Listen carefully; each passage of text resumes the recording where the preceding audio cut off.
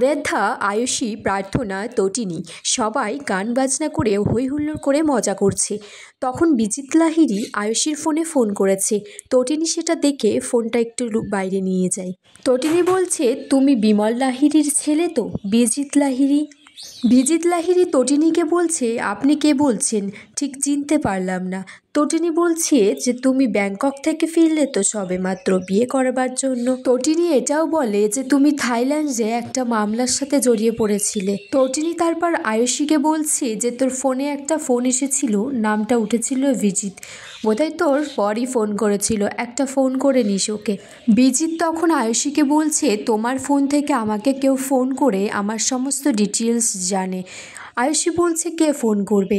আমি আমার ছোট ছোট দিদি বোনদের সাথে তোমার কথা বলিয়ে দিচ্ছি, দেখো কে কথা বলেছিল। গলার ভয়েসটা তো তুমি চিনতে পারবে। আয়ুষী বলছে, হয়তো ক্রস কানেকশানও হয়ে যেতে পারে। ঠিক আছে, তুমি আমার দিদি বোনদের সাথে কথা বলো, ওদের গলার আওয়াজ শুনলে তুমি বুঝতে পারবে কে কথা বলেছিল। এদিকে পরশুরাম তটিনীর খোঁজ করলে প্রার্থনা বলছে, দিদি তো উপরে আছে, যাও জিজু, তুমি তো দিদিকে চোখে হারাচ্ছ। পরশুরাম উপরে গিয়ে দেখে তটিনী ল্যাপটপে কিছু কাজ করছে। সেটা দেখে একটু অবাক হয়ে যায়। বলছে, তটিনী ল্যাপটপ নিয়ে কি করছে? বলরাম পরশুরামকে বলছে, তুই তটিনীকে সামনাসামনি জিজ্ঞেস কর ওর ব্যবহার কেন চেঞ্জ হচ্ছে। ও কখনো বন্দুক তুলে নিচ্ছে, কখনো ফাইট করছে, আবার কখনো ল্যাপটপে ফাইল খুলে দেখছে। পরশুরাম বলছে, এইরকম বলা যায় না, কারণ তটিনী আমার স্ত্রী, আমি ওকে শ্রদ্ধা করি, ওকে ভরসা করি। এদিকে জিৎ মুখার্জি পরশুরামকে ফোন করে বলছে, তটিনী কেন এই বাড়িতে পড়ে আছে? পরশুরাম বলছে, তটিনীর তো ওটা অধিকার।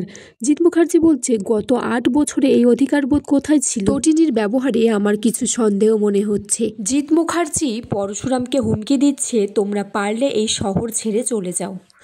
তখন তটিনী এসে বলছে যে, তুমি আমার বরের সাথে কথা বলছো, যে র্যাকেটের সাথে যুক্ত, তুই কাদের হয়ে কাজ করছিস?